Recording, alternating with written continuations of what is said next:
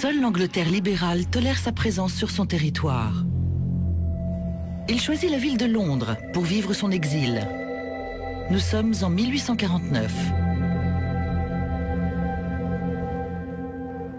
Cet homme, c'est Karl Marx. Étonnamment, ce penseur incroyablement dangereux peut peut-être nous aider à comprendre le marasme dans lequel nous nous trouvons aujourd'hui. Karl Marx est surtout connu pour être le père du communisme. Mais vous seriez surpris d'apprendre que la plupart de ses écrits traitent du capitalisme. Aujourd'hui, ses idées sur le sujet commencent à trouver un écho au cœur même des affaires internationales. Son analyse est assez exacte et explique en grande partie l'état de l'économie actuelle. L'argument principal de Marx contre le capitalisme, c'est qu'il est fondamentalement injuste. Et aujourd'hui, ses idées sur l'inégalité ont plus de résonance que jamais. Marx a instauré un sentiment d'urgence. Pour lui, les choses ne peuvent rester ce qu'elles sont indéfiniment. Vous allez découvrir dans ce documentaire la vie et les théories révolutionnaires de trois hommes extraordinaires. John Maynard Keynes, Karl Marx et Friedrich Hayek. Tous ont vu le monde changer de façon spectaculaire et ont compris que le sort des nations reposait sur le pouvoir de l'argent. Mais ces trois hommes ont des idées radicalement différentes sur la façon d'exercer ce pouvoir. Aujourd'hui, les enjeux pourraient difficilement être plus importants. De tous les grands penseurs qui ont analysé le capitalisme, Marx a l'idée la plus radicale, s'en débarrasser.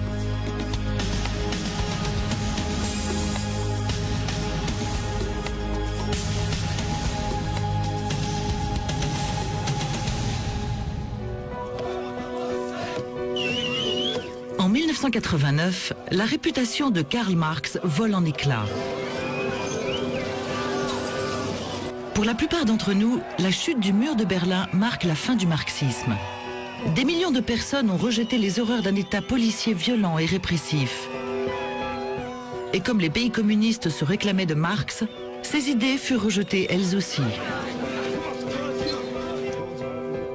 Marx a fini par être associé de façon indélébile au régime communiste, parce que ces derniers agissaient en son nom. Cette association était donc extrêmement prégnante. En fait, c'est plus eux qui se réclamaient de Marx que lui qui se réclamait d'eux. Mais ces dernières années, quelque chose d'étrange est arrivé. C'est comme si la crise financière mondiale avait ramené Marx d'entre les morts. Ce qui nous intéresse, ce ne sont pas ses idées sur le communisme, mais ses théories sur le capitalisme, qui pour lui étaient vouées à l'échec. Ses prédictions seraient-elles en train de se réaliser ?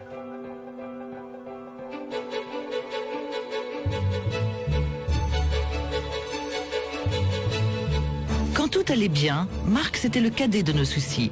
Mais maintenant que le monde occidental est en crise, ces idées suscitent un regain d'intérêt au sein même de l'établissement économique. Depuis un ancien économiste du FMI, Marx a raison sur certains points, notamment quand il dit que les inégalités de revenus peuvent être source de tension.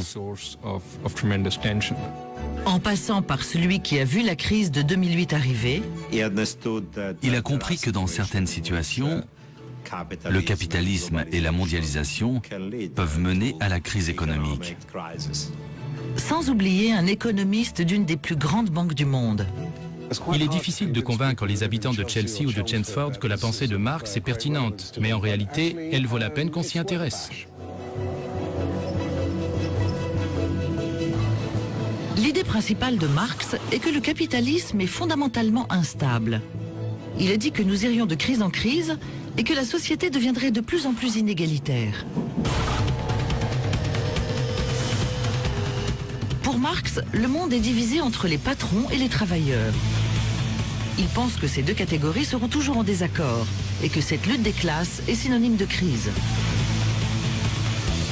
Pour dégager des bénéfices, les patrons donnent à leurs ouvriers le plus faible salaire possible.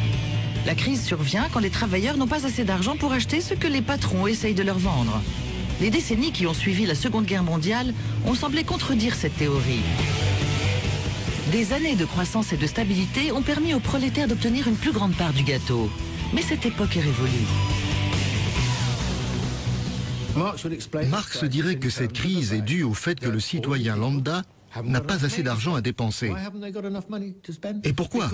Parce que les dernières décennies ont été marquées par une grande redistribution des richesses au profit du capital et au détriment du travailleur.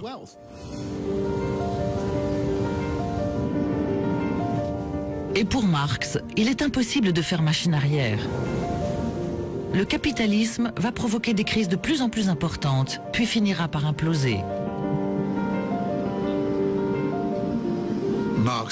Pour Marx, ce n'est pas compliqué. Les crises sont les manifestations des défauts fondamentaux du capitalisme, ou comme il les appelle, de ses contradictions. Sa solution à la crise, l'abolition du capitalisme. Afin de comprendre la vision marxiste de la situation dans laquelle nous nous trouvons, nous devons d'abord appréhender le monde actuel à travers les yeux de Marx.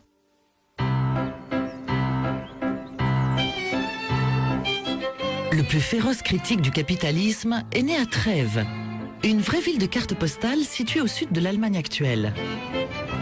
Marx est un jeune homme dynamique et fougueux, aux cheveux hirsutes.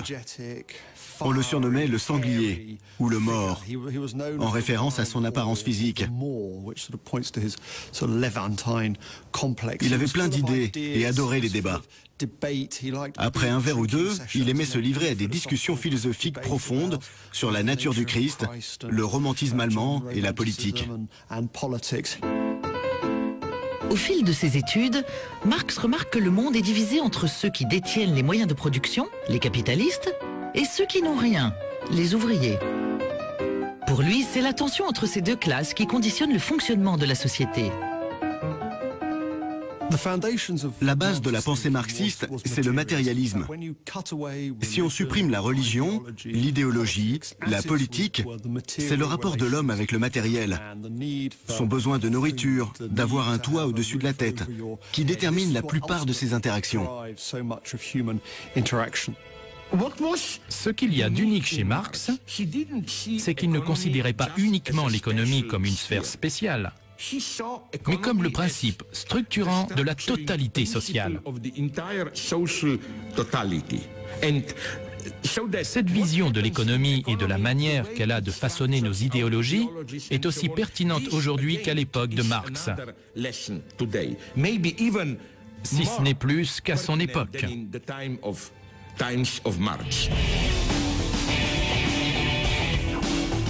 Pour nous, il s'agit peut-être d'une économie moderne complexe dans laquelle nous avons tous à gagner ou à perdre. Mais pour les marxistes, rien n'a vraiment changé. Selon eux, la société est toujours largement divisée, avec d'un côté les prolétaires qui triment, et de l'autre les capitalistes, ou bourgeois, qui les exploitent et font tout pour gagner toujours plus d'argent. Dans le monde de Marx, un capitaliste qui ne cherche pas à générer un maximum de profit sera forcément remplacé par un autre. Le système serait donc totalement voué à l'échec. Une idée qui est loin de faire l'unanimité. Il se trompait sur toute la ligne quand il disait que le capitalisme n'était qu'une phase et qu'il portait en lui les germes de sa propre destruction. C'est faux. Tout est périssable, si on attend assez longtemps. Même la Terre finira par être absorbée par le Soleil. Et bien sûr, quand on parle de capitalisme, on sous-entend liberté individuelle et droit de propriété. Se pourrait-il qu'il disparaisse un jour? À certains endroits, c'est déjà le cas, donc la réponse est oui, probablement. Mais pour l'instant, je ne vois aucun signe de tout cela. On est en droit de penser que l'effondrement du capitalisme semble peu probable. Comment la recherche du profit pourrait être si désastreuse, alors qu'elle a permis tant de choses incroyables? Il n'y a qu'à voir la façon dont le capitalisme nous nourrit. Nous pouvons manger des fruits frais venant des 4 coins du monde. Nous avons le choix entre des centaines et des centaines de céréales différentes. Nous ne manquons de rien et tout est consommable sans risque. Ce ne sont pas au gouvernement que nous devons cette incroyable abondance et la technologie dont elle dépend, mais aux capitalistes et à leur course au profit. Ils n'ont pas agi dans notre intérêt, mais pour s'enrichir. À première vue, l'idée de Marx selon laquelle la recherche du profit causera la perte du capitalisme semble donc absurde. Le profit évoque souvent la vénalité. C'est un mot un peu fort. Mais ce que Marx n'a jamais compris, c'est que sans profit, il n'y a pas de progrès. La recherche du profit est essentielle. Après tout, c'est simplement un moyen de faire progresser la société par des gens qui essaient d'améliorer leurs propres conditions. En termes économiques, le marxisme n'est pas d'une grande utilité de nos jours, parce que Marx avait tort sur de nombreux points essentiels. Et sans fondation solide, toute construction finit par s'écrouler.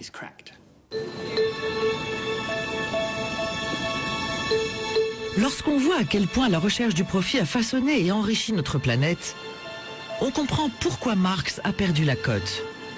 Mais nous aurions tort de le mettre à l'index. Certes, il parlait beaucoup de lutte des classes, de misère, de chaos. Mais il ne pensait pas que tout était à jeter dans le capitalisme. Loin de là.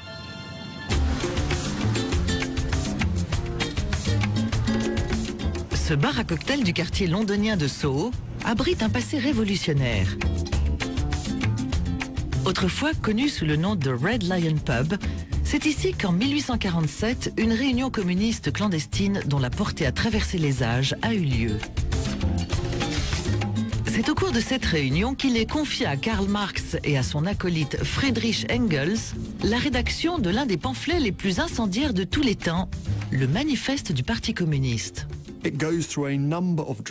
Engels rédige un certain nombre de versions, mais pour accélérer les choses, Marx décide de prendre le projet en main et met au point la version finale du texte. Le manifeste aurait très bien pu être rédigé en comité, mais il a été écrit par un seul homme. Et c'est ça qui est beau. Si l'œuvre dégage une telle énergie, un tel brio et une telle passion, c'est parce que sa rédaction finale est le fruit du travail d'un seul et même auteur, Karl Marx.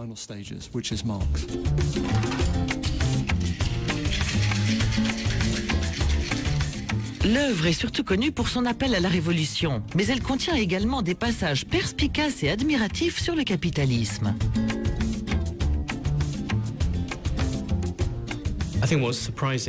Ce qu'il y a de surprenant, c'est que dans cet essai à la gloire du communisme, on trouve beaucoup de bonnes analyses du capitalisme teintées d'une certaine admiration. L'attitude de Marx à l'égard du capitalisme est très ambiguë. Il en était très fasciné et ne s'en est jamais caché. Il était parfaitement conscient qu'il s'agissait du système le plus productif et le plus dynamique de l'histoire de l'humanité. Il était impressionné de voir à quel point le capitalisme était un moteur pour le progrès, capable de balayer les vieilles coutumes et traditions pour en créer de nouvelles. Et ce qui est intéressant, c'est que les marxistes modernes les plus brillants partagent ce sentiment.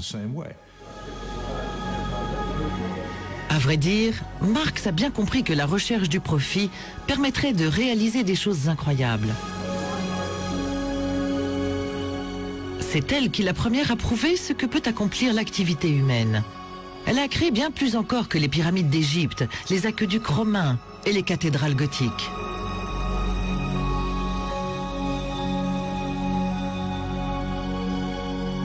Du jour au lendemain, les gens ont eu accès à des choses venant de l'autre bout du monde de façon totalement inédite.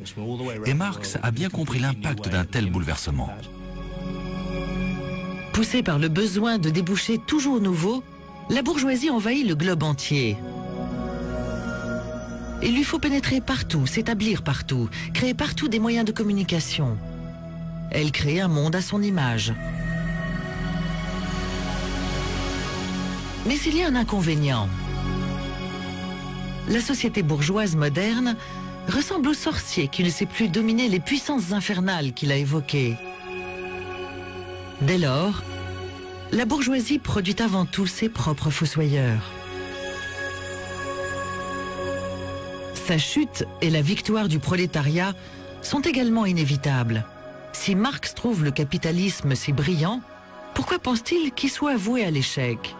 La réponse réside dans la façon dont le capitalisme traite les travailleurs.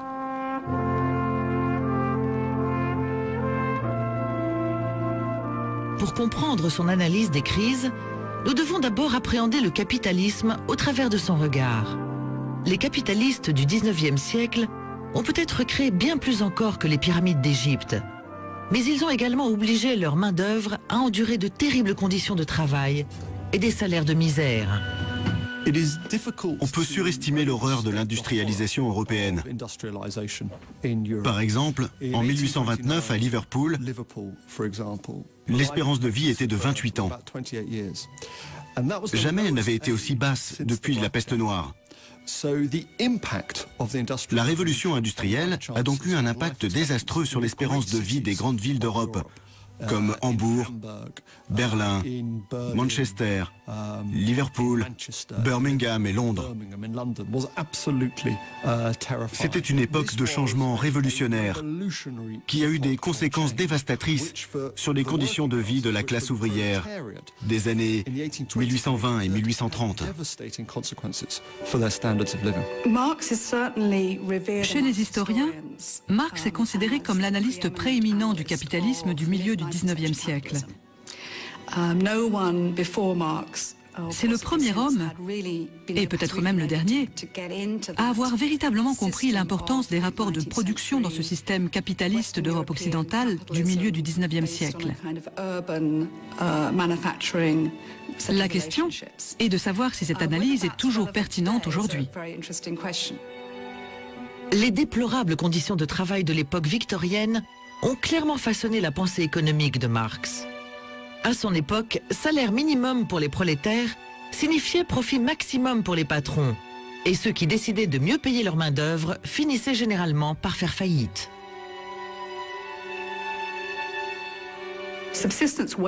Dans le système marxiste, tout le monde a droit au minimum vital. Il s'agit d'une valeur flexible. Ce que nous considérons comme le minimum vital aujourd'hui ne correspond peut-être pas à ce que Marx avait en tête au milieu du 19e siècle. Mais quoi qu'il en soit, les salaires ne dépasseront jamais cette valeur. Il pensait qu'il y aurait toujours une pression à la baisse sur les salaires, qu'ils finiraient par être réduits au minimum vital. Pas plus bas, sinon les travailleurs mourraient. Mais en réalité, ça a été le contraire. Les salaires n'ont pas cessé d'augmenter, d'année en année, de décennie en décennie.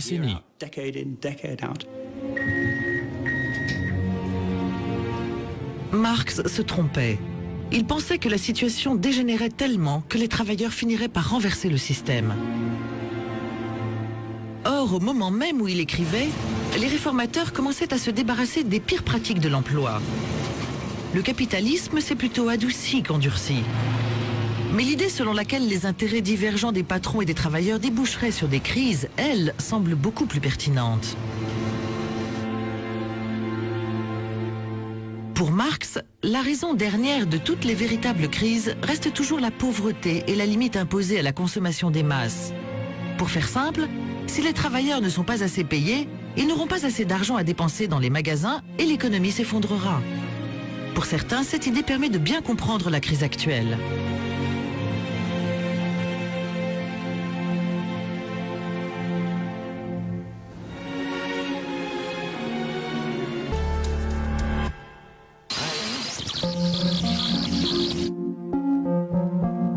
En quoi les théories de Marx peuvent-elles expliquer le marasme dans lequel nous nous trouvons? Pour le comprendre, regardons les 40 dernières années à travers le prisme marxiste. Sur Marx TV, une chaîne de télévision fictive, cette crise n'est autre qu'une bonne vieille lutte des classes à la mode des années 1970. Au cœur du conflit, les salaires. Les capitalistes veulent payer moins, les travailleurs gagner plus. Dans les années 1970, les puissants syndicats se sont battus pour le maintien des salaires. Mais dans les années 1980, les capitalistes décident de contre-attaquer.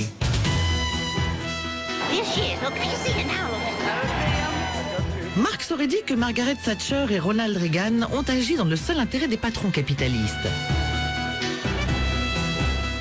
Leurs gouvernements ont supprimé tous les obstacles visant à limiter les baisses de salaire pour le plus grand bonheur des entreprises. The violence and intimidation we have seen should never have happened. It is the work of extremists. It is the enemy within. If they do not report for work within 48 hours, they have forfeited their jobs and will be terminated. Sur Marx TV, les capitalistes ont gagné dans les années 1980. Depuis, rien n'a pu les arrêter. La garantie d'un bon salaire et la sécurité de l'emploi dont les travailleurs ont pu bénéficier jusque dans les années 1970 ne sont plus qu'un souvenir. La pression sur les salaires a semé les graines de la crise que nous traversons actuellement. C'est bien joli, mais quelle est la part de vérité là-dedans? Nous savons que la vision marxiste de l'histoire a raison sur un point, du moins en ce qui concerne la Grande-Bretagne et les États-Unis. Au cours des dernières années, les très hauts revenus n'ont cessé d'augmenter et tous les autres de diminuer. En Angleterre, les revenus réels n'ont pas évolué ou ont diminué pendant une bonne partie de la décennie qui a précédé la crise. Aux États-Unis, cette tendance dure depuis les années 1970. Aux États-Unis, le salaire médian des travailleurs à temps complet de sexe masculin stagne depuis un peu plus de 30 ans. Il n'a jamais augmenté. Aujourd'hui, les revenus des ménages sont les mêmes qu'il y a 15 ans. Seuls les plus hauts revenus ont augmenté. Il y a 20 ans, la part de revenus des plus riches aux États-Unis était d'environ 12%. Contre près de 23% aujourd'hui.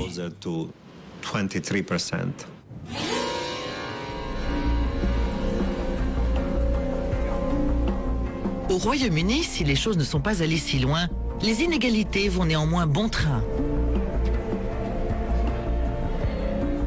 Mais ce n'est pas là une stratégie délibérée des cupides capitalistes. Nous devons admettre qu'il y a de plus grandes forces à l'œuvre.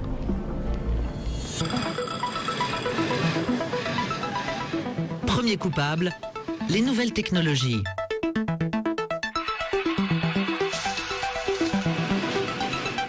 Les machines remplacent progressivement le travail manuel.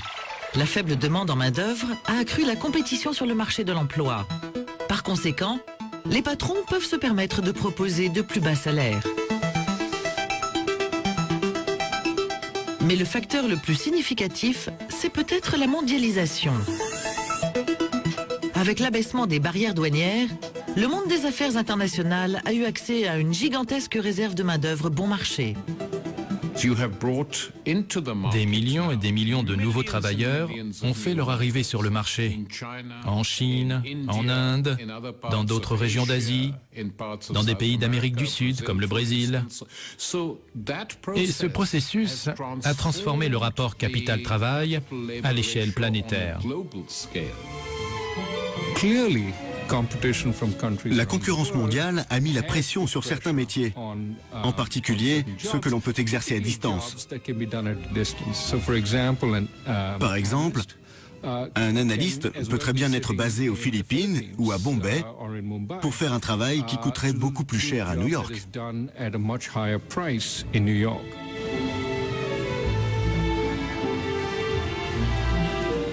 La main-d'œuvre des pays riches se retrouve en concurrence avec une armée de réserve de plusieurs milliards de travailleurs.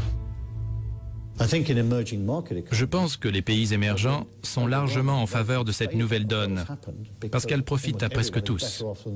Dans les pays industrialisés, c'est moins évident. Ceux qui avaient un faible salaire se retrouvent avec des salaires encore plus bas par rapport à ceux qui ont prospéré. C'est ça le problème.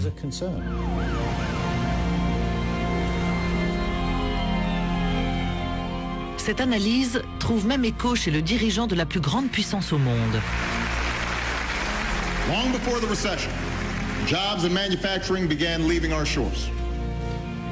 Technology made businesses more efficient, but also made some jobs obsolete. Folks at the top saw their incomes rise like never before. But most hardworking Americans struggled with costs that were growing, paychecks that weren't, and personal debt that kept piling up. Pour Marx, la cause profonde de la crise actuelle, ce sont les faibles salaires. Même en mettant de côté toutes les questions de morale et de justice, en termes d'efficacité économique, cette distribution extrêmement inégale des revenus et des richesses, au détriment des travailleurs dont les salaires baissent et au profit du capital dont les bénéfices augmentent, eh bien cette distribution inégale a un impact négatif sur l'économie, parce qu'elle tend à réduire la demande agrégée, en diminuant les revenus de ceux qui seraient enclins à dépenser plus. Vers la fin du XXe siècle, ce problème a pu être résolu, temporairement bien sûr. La solution ? La carte de crédit. Il y avait de plus en plus d'inégalités, de plus en plus d'inquiétudes. C'en était trop pour la population. Les démocraties sont très douées pour mettre la pression à leurs dirigeants politiques et les contraindre à venir en aide aux laissés-pour-compte. Selon moi, il aurait mieux valu se concentrer sur l'éducation et la formation. Au lieu de ça, on a opté pour une solution à plus court terme, le crédit. Grâce au crédit à la consommation, les gens peuvent continuer à dépenser, même s'ils n'ont pas d'argent. L'économie se maintient à flot et les capitalistes continuent à faire des profits. Comme nous le savons, c'est allé bien au-delà des cartes de crédit. Ce qui a précipité la crise, ce sont les milliards de crédits hypothécaires. Les gens pensaient que la valeur de l'immobilier ne cesserait jamais d'augmenter. Ce qu'il y a de magique avec les prêts immobiliers, c'est que si le prix de votre maison augmente et que votre emprunt a comme gage la valeur de votre bien, vous n'avez pas l'impression de vous endetter. Mais bien sûr, c'est une illusion. Les États-Unis sont massivement touchés. Comme nous le savons, les capitalistes du pays devenaient de plus en plus riches.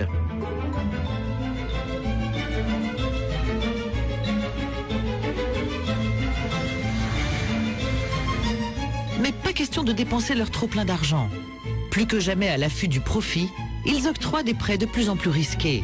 Ces emprunts portent un nom bien familier. Les subprimes.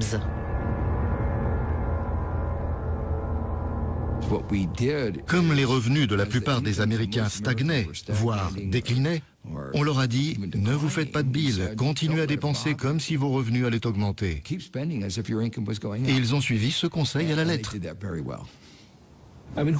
Qui allait s'y opposer? Les banques qui gagnaient de l'argent? Les ménages qui s'achetaient des maisons? Les politiciens dont la cote de popularité grimpait?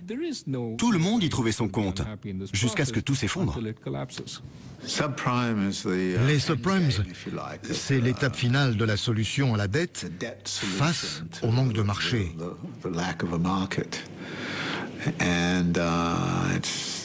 En essayant d'échapper aux crises nées du manque de demande effective sur le marché, on finit par créer une crise du crédit à la place. Et l'étape finale de ce processus, ce sont les subprimes.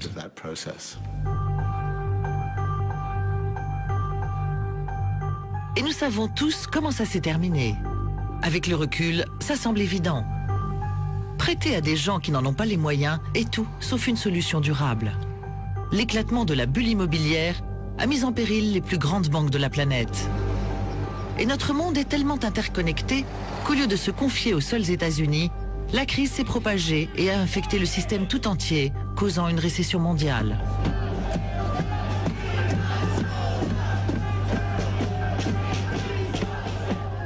Le capital, quand il est confronté à un problème, il cherche généralement à le déplacer. Il le déplace vers un autre secteur ou une autre zone géographique. N'importe quelle région du monde en difficulté économique essaiera de se décharger sur une autre. De même, s'il y a un problème dans le système bancaire, on s'arrangera pour que ça devienne celui du gouvernement. Et si c'est le gouvernement qui est en difficulté, il tentera d'extraire la richesse de la population à grand renfort de taxes et de politiques d'austérité. Voilà un récit extraordinaire que beaucoup auraient du mal à croire. Le marxisme ne fonctionne pas, mais comme c'est une belle histoire, on y revient sans cesse. Les bas salaires n'ont joué aucun rôle dans la crise. Les responsables sont les gouvernements et les banques centrales qui ont inondé le marché avec des crédits et de l'argent bon marché. Tout ça parce que les politiciens n'acceptent pas que la récession économique mette des gens au chômage. À un certain degré, je pense que ça a pu creuser l'endettement qui a frappé la population pendant la crise et ainsi contribuer à l'intensifier. Mais ce n'est pas une cause sous-jacente. C'est un facteur contextuel qui n'a fait qu'aggraver légèrement la situation. Mais l'idée selon laquelle le faible niveau des salaires a contribué à la crise gagne du terrain dans des sphères auxquelles on ne s'attendrait pas. Je me trouvais exactement ici. Ça devait être le week-end avant que Lehman fasse faillite. D'habitude, c'est un peu bruyant, mais là, on aurait pu entendre une mouche voler. Il régnait un silence de mort. On pouvait presque sentir que le système financier mondial était gelé. C'était une pensée plutôt effrayante. Ça m'a rappelé beaucoup de choses que j'avais lues et étudiées dans ma jeunesse, à l'époque où je lisais Marx pour le plaisir. J'ai posté un article sur le site d'une agence de presse qui a été le plus commenté pendant plusieurs semaines. Mais il y a beaucoup de gens qui n'acceptent pas qu'une idée socialiste ou marxiste puisse être prise au sérieux par le grand public. J'ai reçu beaucoup de lettres d'insultes venant des États-Unis. On m'accusait d'être un clone d'Obama.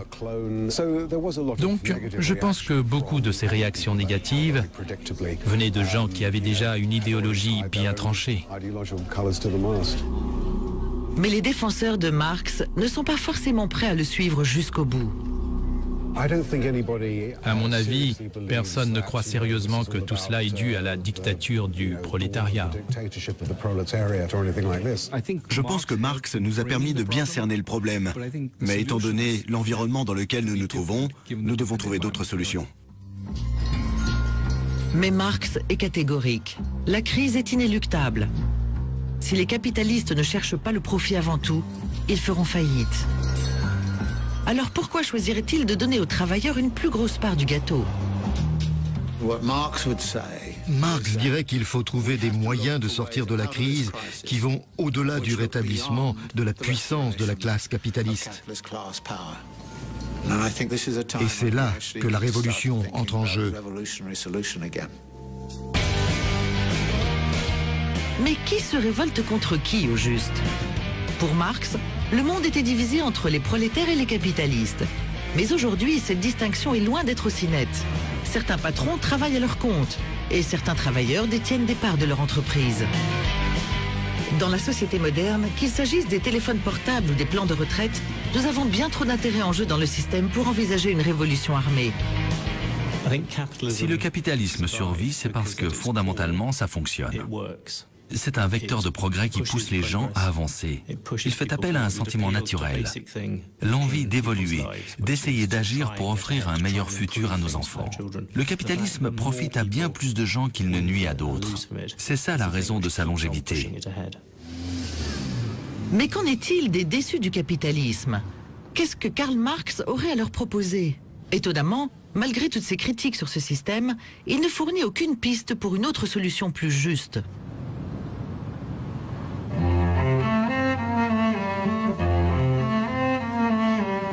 Vers la fin de sa vie, Marx semble apprécier les choses comme elles sont. Lui qui a toujours été pauvre, en 1856, il a assez d'argent pour s'installer dans les faubourgs de Londres.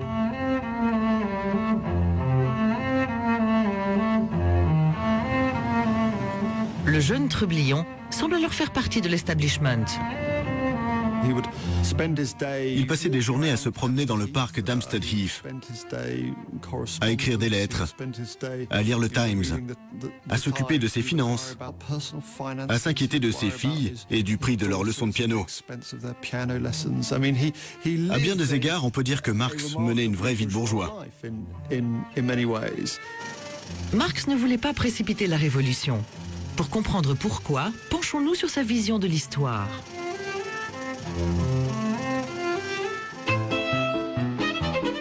Toutes les grandes entreprises de l'humanité, depuis la préhistoire, aux sociétés esclavagistes de la Rome et de la Grèce antique, jusqu'au féodalisme des rois et des seigneurs, ont été remplacés les uns après les autres par notre système capitaliste de patrons et de travailleurs.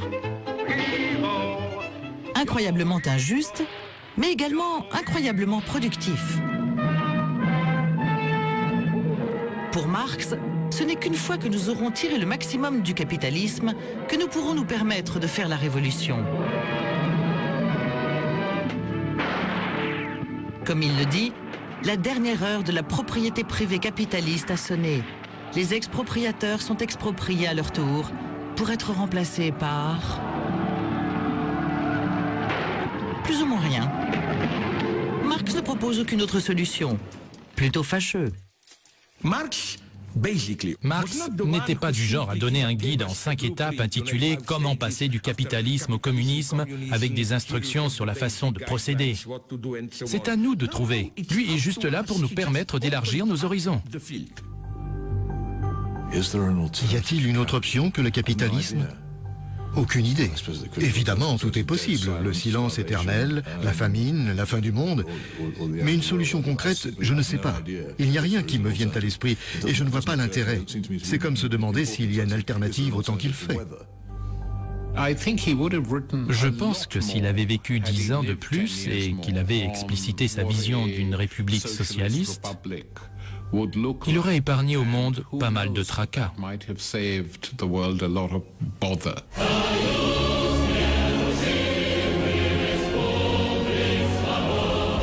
Sans aucune piste de sa part, nous savons tous ce qu'il s'est passé. Il n'y a pas eu de révolution dans le riche pays développé comme Marx l'avait prédit, mais dans l'une des nations les plus pauvres du monde.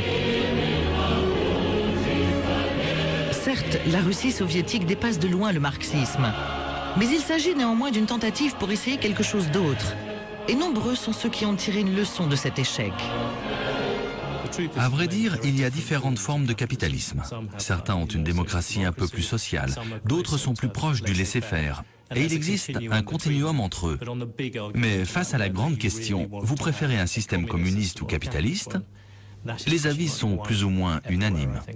Il y a des versions plus humaines du capitalisme et d'autres plus barbares.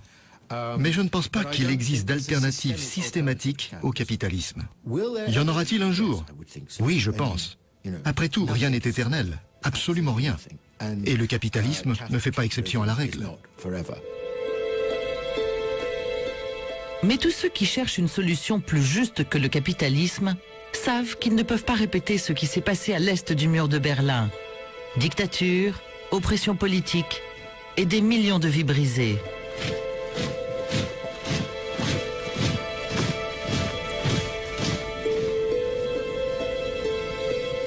De 1945 à 1989, c'était le principal centre de détention provisoire des prisonniers politiques de l'Allemagne de l'Est communiste. Aujourd'hui, c'est un mémorial.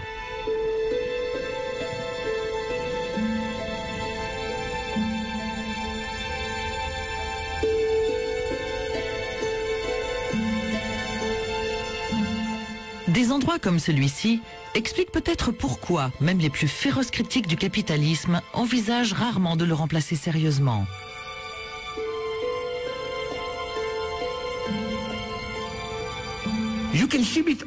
C'est la même chose chez tous les protestataires européens. Je suis allé en Espagne et en Grèce en posant toujours la même question. Qu'est-ce que vous voulez? Je n'ai entendu aucune proposition concrète. Seulement des réponses purement morales du genre « L'argent devrait servir le peuple et pas l'inverse ». Ma foi, je suis sûr que même Hitler et tous les autres auraient été d'accord avec ça. On aurait pu penser qu'avec l'implosion du secteur bancaire au cœur des systèmes capitalistes américains, britanniques et autres, il y aurait eu un énorme regain d'intérêt pour le marxisme et l'extrême gauche. Eh bien, pas vraiment. C'est assez surprenant, mais pas pour me déplaire.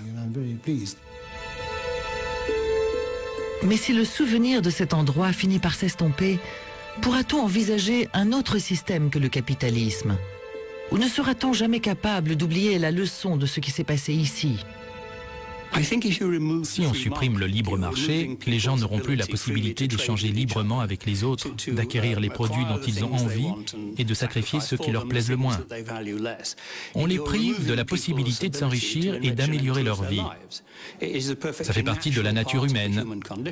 Pour Adam Smith, le désir d'améliorer sa propre condition est un principe fondamental. En leur refusant cette opportunité, on va à l'encontre de la nature humaine.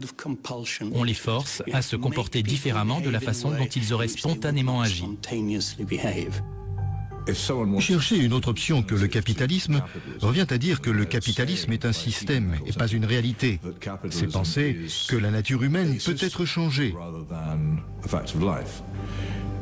C'est ni plus ni moins de l'utopisme. Et le problème avec les utopies, c'est que le seul moyen de s'en approcher, c'est dans le sang. Mais elles ne se réalisent jamais. J'ai un slogan quand nous, gauchistes, sommes accusés d'être des utopistes. La seule véritable utopie, c'est penser qu'avec quelques changements superficiels, les choses peuvent rester telles qu'elles sont ad vitam aeternam.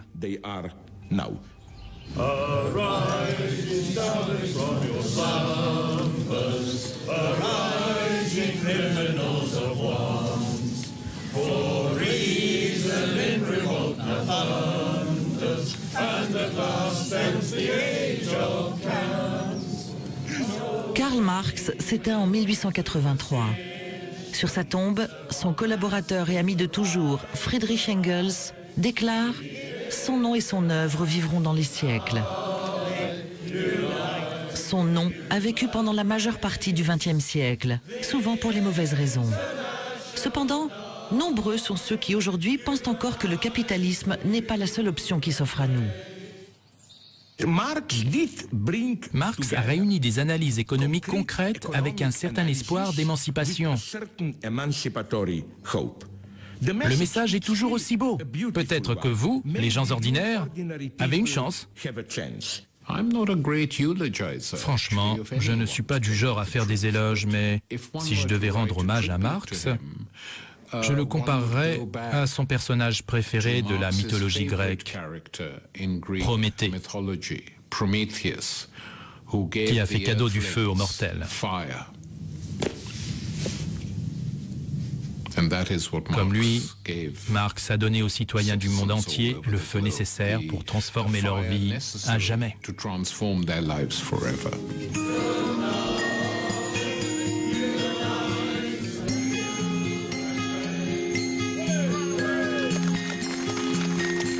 Mais qu'en est-il de ceux qui sont moins enclins à la révolution? Pour Marx, si le capitalisme ne fonctionne pas pour tout le monde, il ne fonctionne pas du tout.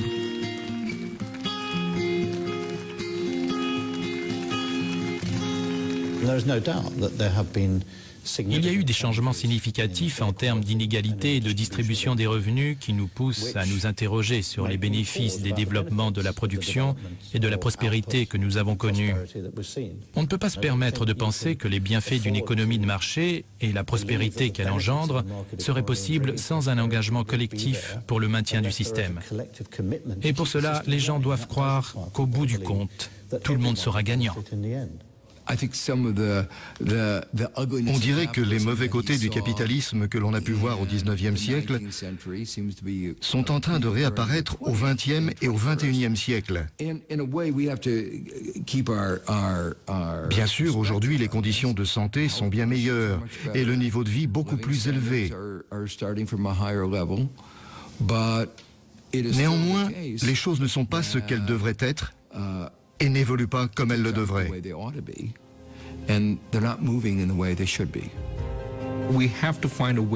Nous devons trouver un moyen de créer des emplois diversifiés avec des salaires raisonnables, sans pour autant aller à l'encontre des lois fondamentales de la concurrence.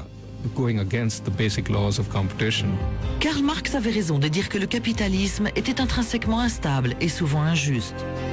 Keynes et Hayek l'ont compris eux aussi, mais Marx fut le premier. Et contrairement à eux, il ne pensait pas qu'il faille trouver un moyen de s'en accommoder. Selon lui, le capitalisme se remettrait des crises et se réinventerait.